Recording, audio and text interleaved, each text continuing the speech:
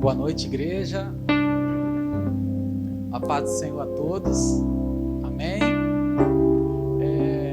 Muito feliz poder estar aqui com todos vocês nesse domingo chuvoso, a qual vocês escolheram estar na presença do Senhor, que eu tenho certeza que é o melhor lugar que a gente pode estar, não é verdade? E que o Senhor possa falar em nossos corações, não para minha honra, mas para a glória do Senhor Jesus, amém? Nós vamos abrir a nossa Bíblia no livro de João, capítulo 3, versículo 16. Porque Deus tanto amou o mundo, que deu seu Filho unigênito, para que todo o que nele crer não pereça, mas tenha a vida eterna. E aí o tema da mensagem nessa noite é: tudo entregarei. Quando lemos esse versículo, vemos aqui primeiramente algo chamado o amor. E não é um amor humano, é o amor de Deus. E Deus, este mundo que Ele ama, não significa o mundo físico, mas é a humanidade. Significa que Deus nos amou de tal forma. E quando eu entendo que Deus amou a humanidade, Deus amou a humanidade mesmo sendo pecadora do jeito que nós somos. Nós não estamos falando aqui dessa humanidade inicial, Adão e Eva sem pecados, inicialmente, a priori no Jardim do Éden. Nós estamos falando aqui a humanidade já corrompida de pecado. E corrompida de pecado e de mal. Essa humanidade é que Deus amou. E Ele amou nós de tal forma que foi capaz de dar tudo o que Ele tinha de melhor. Porque Deus, Ele nos amou de uma tal forma, tão tremenda, que Ele entregou, não uma parte, mas Ele entregou tudo. Ele não tinha um outro filho, era o único filho, filho unigênito. Para quê? Para que essa humanidade tivesse uma segunda chance. Porque a primeira chance nós já tivemos. O homem, quando peca no Jardim do Éden, quando desobedece à voz do Senhor, ele é condenado à morte, perde a salvação. Tanto que é necessário que o Senhor, Deus, nos desse uma segunda chance. E para que Ele nos desse essa segunda chance, Ele teve que abrir mão de tudo o quanto Ele tinha. Que amor é esse? Quando eu olho esse versículo, eu começo a entender que por mais que nós podemos fazer para Deus, nós nunca vamos pagar o preço que foi pago na cruz. E que eu acho interessante também é que nós vemos homens na Bíblia que fizeram sacrifícios perante o Senhor, mas nenhum sacrifício desse demonstrou tanto amor quanto Deus por nós. Nós podemos observar e vemos o exemplo de Abraão. Abraão recebeu uma promessa de Deus que ele teria um filho e seria pai de nações. E ele recebe essa promessa, tem um filho, Deus cumpre a promessa e chega em Gênesis 22:2, Deus disse assim para ele: toma seu filho, seu único filho Isaque, a quem você ama, e vá para a região de Moriá, sacrifique-o ali em holocausto, num dos montes que lhe indicarei. Deus dá algo precioso para Abraão, que é um filho, e Deus pede isso de volta. Abraão, ele não esmorece. Abraão permanece na fé em Cristo, porque embora seja um filho, que é algo que nós tanto amamos, e nós somos capazes de dar a nossa vida em favor de um filho. Qualquer mãe aqui, se perguntar a você o seu filho, com certeza você vai falar: não, manda eu, meu filho, não. Porque é um amor tão grande que você tem para um filho, é um amor tão grande que você tem para sua filha, é um amor incondicional, é um amor muito grande, e você jamais seria capaz de pegar o seu filho e oferecer ele. Não, vai meu filho, deixa eu aqui quietinho, porque você ama de tal forma o seu filho. Só que neste momento, Abraão, ele é provado por Deus, e Deus queria saber até onde o coração de Abraão estava. Se Abraão realmente, ele estava com o seu coração no seu filho, nas bênçãos, ou se realmente estava com o seu coração em Deus.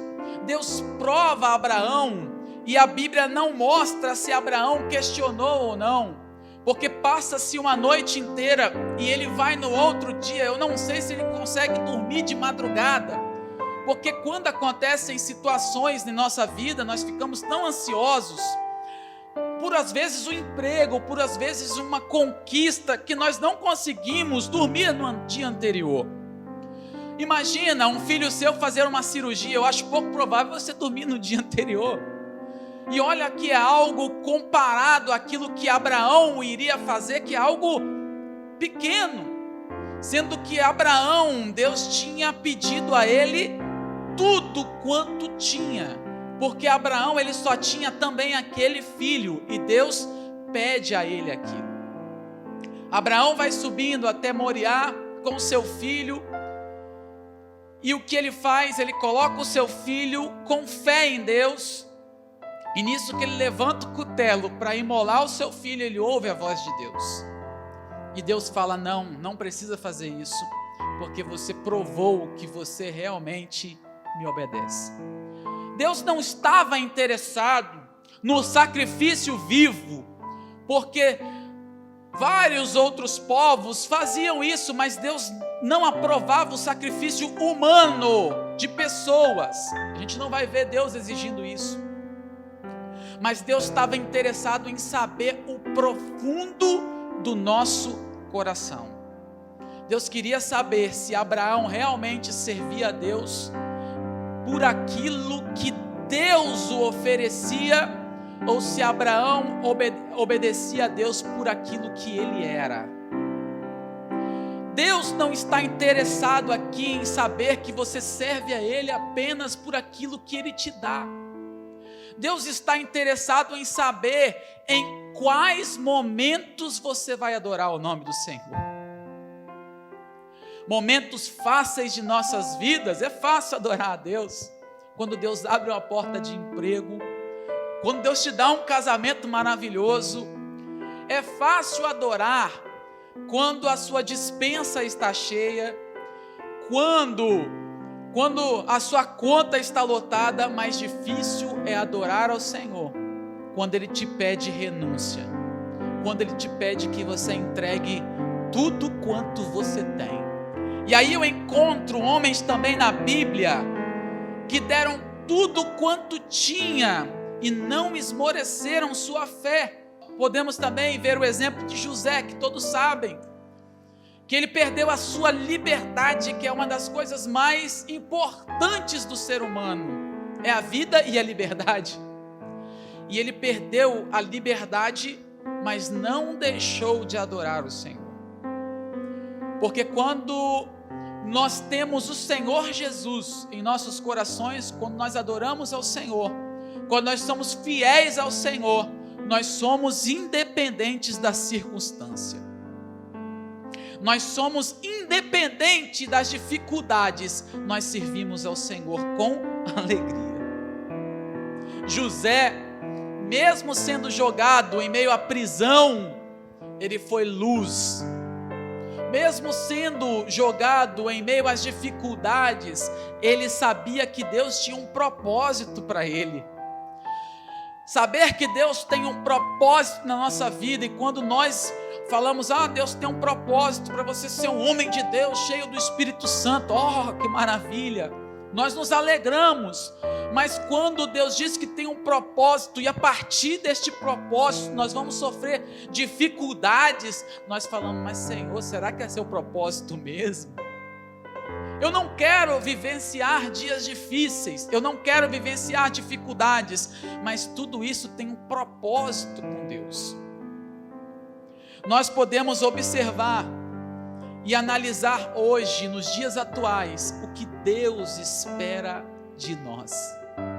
Você já parou para pensar o que Deus espera de você em pleno século 21? O que Deus espera de você hoje na sua cidade, o que Deus espera de você hoje dentro da igreja? O que Deus espera de você? O quanto você tem entregado para Deus? Muitas das vezes o Senhor nos pede algo, mas nós não queremos dar na integralidade. Nós queremos fazer apenas um pouquinho, até onde não nos dói. Nós queremos fazer até onde é confortável para nós. Só que Deus, Ele está interessado na nossa integralidade, que você entregue tudo para Ele. E o que significa entregar tudo? Um dia chegaram para Jesus e falaram, Senhor, o que eu faço para te seguir? E disseram, se alguém quiser seguir-me, negue-se a si mesmo e siga-me. Já imaginou negar a si mesmo? Todos nós aqui, daqui para lá e de lá para cá, somos pecadores. Todos nós, indistintamente, todos que estão sentados aqui são pecadores. Todos nós. Só que para que nós possamos seguir ao Senhor Jesus, nós temos que renunciar ao quê? A nós mesmos. Porque muitas das vezes o que nós queremos fazer é algo pecaminoso. Todos nós, o inimigo tenta a nós 24 horas para que você ceda à tentação. Muitas das vezes você tem que renunciar àquilo que está dentro de você, porque aquilo que está dentro de você, se você deixar aflorar, aquilo vai te fazer cair. Mas o Senhor quer que você hoje não deixe que isso aconteça, que você sirva ao Senhor na integralidade. Zaqueu, um exemplo disso, que ele queria ver Jesus, ele queria encontrar Jesus. Ele falou, eu tenho uma baixa estatura, mas como que eu consigo encontrar Jesus? Ele tinha dificuldade pessoal, física dele, mas o que Zaqueu faz? Ele sobe em cima de uma figueira e fica aguardando o Senhor passar. Todos nós temos uma dificuldade, seja física ou espiritual, mas quando nós queremos encontrar o Senhor Jesus, nós temos que desvencilhar de todas as dificuldades, nós temos que nos desvencilhar de tudo aquilo que nos atrapalha de encontrar o Senhor Jesus e ir ao encontro do objetivo espiritual. Zaqueu subiu em cima e esperou o Senhor passar, e ele disse, eu quero ver o Senhor Jesus. Até onde nós estamos dispostos a conhecer o Senhor Jesus desta noite? Até quando nós estamos dispostos a ter um encontro genuíno com o Senhor? O Senhor está passando. O Senhor está passando. O Senhor passa todos os dias e diz, eis que estou à porta e bato. O Senhor bate todos os dias em nossa porta. Sabe por que muitas das vezes nós vivemos o sobrenatural e outras não? Porque muitas das vezes nós não queremos subir em cima da figueira para encontrar o Senhor Jesus. Porque muitas das vezes nós queremos ficar no confortável. Zaqueu saiu do confortável, foi para o desconfortável, mas chamou a atenção do mestre. O que nós estamos fazendo para chamar a atenção de Jesus aqui? O que nós estamos fazendo para chamar a atenção do mestre? E o que acontece? Jesus, quando olha Zaqueu em cima, fala: Zaqueu, desce depressa, porque hoje eu vou morar na sua casa. Zaqueu, quando subiu na figueira, ele não estava interessado se ele era cobrador de impostos. Ele não ficou preso porque ele poderia falar: eu não posso ver Jesus porque eu sou cobrador de impostos e eu faço muitas das coisas erradas. Ele não se preocupou com isso. Ele não se preocupou o que as pessoas percebiam dele naquela sociedade. Não se preocupou, porque a preocupação de conhecer o Senhor tem que ser maior do que as suas limitações. Por mais que nós nos sentimos pecadores, nós jamais temos que deixar de aproximar do Senhor Jesus por a condição de pecadores que somos. Porque quem está doente procura um médico. E muitas das vezes a nossa situação espiritual, estar doente. Nossa situação espiritual, muitas das vezes, quando a gente chega na casa do Senhor, a gente se sente tão pequeno, fala: Senhor, eu não mereço nem estar sentado aqui nesse banco. Talvez a situação de Zaqueu era essa, mas ele tomou o primeiro passo. O que nós precisamos fazer hoje? Dar o primeiro passo e chamar a atenção do mestre. Só que existiu um outro jovem rico que se aproxima do Senhor e fala: com licença, meu bom mestre, o que devo fazer para herdar a vida eterna? Conheces os mandamentos: não cometerás adultério, não matarás, não furtarás, não darás falso testemunho, honrarás teu pai e tua mãe, amarás o próximo como a ti mesmo. Tenho guardado os mandamentos, mestre, todos eles, desde quando eu era um menininho. Então só lhe falta uma coisa: venda tudo o que você tem e distribua aos pobres. Aí você terá tesouros no céu. Venha e siga-me.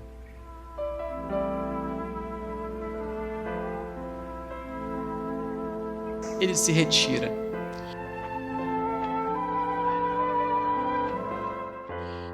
Duas situações. Zaqueu sobe na figueira, encontra Jesus. Jesus vai na casa dele e há salvação. O que Zaqueu faz em seguida? Pega a tarde dos seus bens e dá aos pobres e diz: eu, por acaso, devo a alguém, eu paguei 2 vezes mais. Zaqueu estava preparado para que a mudança do Senhor entrasse para ele. Zaqueu deu o primeiro passo para que Jesus entrasse em sua casa. O outro jovem rico, o que ele fez? Ele até queria, mas quando ele viu as condições para servir ao Senhor, o amor ao dinheiro era maior do que o amor a Deus. Ele não queria entregar tudo quanto tinha. Ele não quis entregar tudo quanto tinha, porque o seu amor estava ali. Muitas das vezes Deus nos chama 1, 2, 3 vezes, mas o que nos impede é o amor às coisas dessa vida. Nem sempre é o dinheiro. Muitas das vezes pode ser aquele pecado que é enraizado ali no nosso coração, ali no seu coração, que você fica: mas Senhor, eu vou te servir na integralidade, mas vou ter que largar isso, mas isso é tão bom, o que eu vou precisar fazer? Mas poxa Senhor, isso, não, deixa eu só fazer isso. E muitas das vezes Jesus não mora na nossa casa por conta disso, por coisas às vezes pequenas. por coisas pequenas, nós deixamos de conhecer o Senhor Jesus e o Senhor Jesus fazer a mudança na nossa vida. Porque Zaqueu, quando teve o encontro com Jesus, tudo na sua vida mudou. Não foi necessário Jesus falar para ele, pega as suas coisas e dá aos pobres. Para Zaqueu não, porque o Senhor entrou primeiro na vida dele e ele deixou a porta aberta, e quando ele sentiu que Jesus já morava no seu coração, ele sentiu a necessidade de fazer as coisas certas, porque o Espírito Santo entra no nosso coração. Quantas vezes na nossa caminhada com Cristo, quando nós não somos cristãos ainda, nós não queremos levantar a mão para o Senhor. Por quê? Porque nós achamos que nós temos que largar tudo primeiro. Olha, imagina só. Não, eu vou ter que parar de xingar, eu vou ter que parar de ser assim, eu vou ter que parar de fazer as coisas erradas nessa vida, eu vou ter que parar de ser um mau funcionário, eu vou ter que parar de ser nervoso, descontrolado. E nós queremos fazer tudo primeiro. E nós falamos, não, eu não vou subir na figueira, porque se eu subir na figueira, eu estou todo errado. Mas não, querido, primeiro você sobe, primeiro você dá o primeiro passo, e depois as coisas vão acontecendo na sua vida. Todos aqueles aqui que são crentes em Cristo Jesus, que já levantaram a sua vida, sabem que quando você levantou a mão para o céu, quando você se converteu a Jesus, quando você reconheceu Ele como o único, suficiente Salvador da sua vida, você estava todo errado, sua vida estava toda bagunçada, desorganizada, sem razão para viver, triste, angustiado. Mas quando o Senhor Jesus entrou na sua vida, as coisas mudaram. Quando Jesus entrou na sua vida, você passou a ser feliz. E a felicidade em Cristo Jesus é maior do que qualquer pecado, qualquer prazer humano. O prazer de Jesus supera todo pecado. E o Senhor Jesus quer fazer morada na sua vida. Você precisa conhecer o sobrenatural de Jesus, mas é preciso que você deixe o Senhor entrar na sua vida e que Ele faça morada. Muitos irmãos aqui, quando levantaram as mãos, aceitaram a Cristo, começaram a perceber que as coisas começaram a entrar no automático. Não que você não tem dificuldade, mas aquilo que você fazia, se você xingava, quando você xinga de novo, você fala, meu Deus, olha o que eu estou fazendo, o Espírito Santo começa a te incomodar. Não é o pastor que vai chegar para você e vai falar, irmão, está errado isso, mas é o próprio Espírito Santo que começa a te incomodar, porque ele começa a morar na sua casa. E é isso que o Senhor quer fazer. Mas é preciso você dar o primeiro passo. É preciso que você se desamarre, porque muitas das vezes nós ficamos amarrados espiritualmente. E o inimigo coloca na nossa mente que você não pode, porque você é todo errado. Você não pode porque você tá vendo, irmão, ali um monte certinho, mas você não. Você não serve para ser crente, porque você tem que mudar muita coisa para você ser crente, e não é assim. Deus faz toda a mudança necessária, e é só Ele que consegue fazer. Se fosse por Joel, ele não estaria aqui, porque é pecador igual a vocês, se não mais do que vocês. Mas a graça de Deus a todos os dias renova a sua misericórdia com a minha vida e me faz hoje estar aqui perante você, não como sinal de grandeza, mas sim porque Deus usa aqueles que se dispõem e que se levantam, que sobem a figueira, que reconhecem que são pecadores, mas diz, Senhor, vem morar na minha casa, Senhor, vem fazer morada na minha vida, muda a vida da minha família. Senhor, eu não aceito mais ser triste. Senhor, eu não aceito mais chorar. Que o Senhor está batendo na sua porta hoje e fala: filho, vinde a mim todos que estáis cansados e oprimidos, sobrecarregados, que eu vos aliviarei. Quantas pessoas precisam receber o alívio do Espírito Santo? Quantos de nós precisa receber a presença genuína do Espírito Santo? Que nós não possamos deixar essa oportunidade passar na nossa vida. Nós estávamos perdidos. Muitas das vezes não damos o primeiro passo porque amamos muito aquilo que nós chamamos de tudo. Isso é tudo para mim. Isso é tudo para mim, eu não posso largar isso, porque isso é tudo para mim. Isso é tudo, se eu largar isso, o que vai ser de mim? Eu sou feliz fazendo isso, fazendo aquilo. Só que eu vou te dizer uma coisa: quando Deus enviou o seu Filho para nós, Ele deu tudo quanto tinha. Ele deu tudo quanto tinha por nós.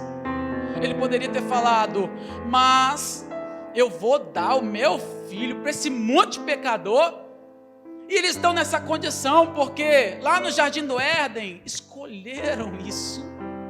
Mas o Senhor nos dá uma segunda chance. O Senhor quer nos salvar, e essa segunda chance que o Senhor nos dá, Ele pede que nós nos doamos para Ele 100%. Ele quer que nós damos a Ele tudo quanto tinha. Sabe por quê? Ele nos salvou. Nós temos salvação. Estávamos perdidos, mas o Senhor nos resgatou através do seu amor. E imagina só um pai, Jesus da cruz, Deus Pai tendo todo o poder do mundo. Deus tinha todo o poder do mundo. E Deus viu o seu Filho morrer pela humanidade. E ainda ouviu seu Filho Jesus falando: Senhor, se for possível, afasta de mim esse cálice. E Ele viu o último suspiro e recebendo, entregando a sua vida por nossos pecados. Foi por nós que Jesus morreu. Foi por nós que Deus enviou o seu Filho. E o que nós temos feito para o Senhor? O que nós temos feito para Deus na sociedade? O que nós temos feito por Deus no nosso emprego? O que nós temos feito por Deus na nossa família? Porque Deus deu tudo o que Ele tinha. Que nesta noite nós podemos entregar tudo no altar de Deus, tudo aquilo que nos afasta de Deus, tudo aquilo que nos impede de conhecer a glória de Deus, tudo aquilo que nos impede de conhecer genuinamente, aquele pecadinho que está lá, que nos afasta de Deus, que nós possamos entregar, deixar de lado, porque o Senhor se fará presente em nossas vidas. Mas é aquele pecadinho mesmo que nós precisamos afastar. É aquilo que nos impede de conhecer face a face o Senhor. E Ele quer se mostrar para nós. Amém? Que nós possamos, nesta noite, entregar tudo nas mãos de Deus. Amém? Senhor Deus, querido Pai, nesta noite, Senhor, a Tua igreja está na Sua presença, Pai. Reconhecemos, Senhor, que somos pecadores. Mas, Deus, obrigado pela salvação. Obrigado, Cristo, porque o Senhor veio ao mundo mostrar que há salvação. Obrigado, Pai, porque o Senhor não desistiu de nós. E, Senhor, embora somos pecadores, Senhor, não desista de nós, Senhor, porque nós não vamos desistir do Senhor. porque nós precisamos, Senhor, do Teu Espírito Santo ao nosso lado para nos conduzir, Pai. Não afaste de nós o Teu Espírito Santo, Pai, mas antes que o Senhor nos renove a cada dia verdadeiramente, Pai. Esteja com esta igreja, Pai. Esteja com o nosso pastor, esteja com a liderança. Que a nossa casa, nosso templo, Senhor, possa ser um templo não só fisicamente reformado, mas espiritualmente, que o Senhor nos faça melhor a cada dia, Pai. Para que nós possamos ser exemplos no nosso trabalho, para que nós possamos ser exemplo na sociedade, Pai. Que nós possamos ser exemplo onde quer que estivermos, que a Sua luz brilhe em nós, Pai. Leva-nos em paz, Pai. Dá-nos uma semana abençoada, Pai. Que a Tua prosperidade possa encontrar cada um, e uma prosperidade em tudo, em todas as áreas. Tanto material, espiritual, sentimental, tudo aquilo, Senhor, que nós fizermos, que o Senhor esteja conosco. E é isso que nós te pedimos, te agradecemos em nome de Jesus. Amém.